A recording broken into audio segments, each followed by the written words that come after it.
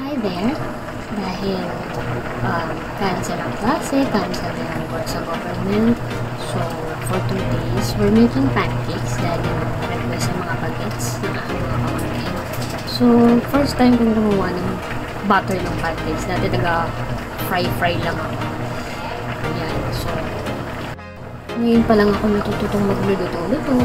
Dati kasi nanonood lang ako sa mami ko, tsaka sa pinsan ko. Sila talaga yung tagaluto. Ngayon, ako na, well, I'm starting to like kung pagluluto-luto. Mag-aaral-aaral. Dati tagakain lang ako.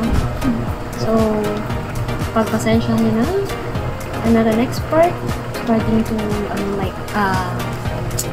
learn pa lang. Ayan, nagprito ng bacon kasi gusto nila ng bacon. Isa may bacon, isa may cheese.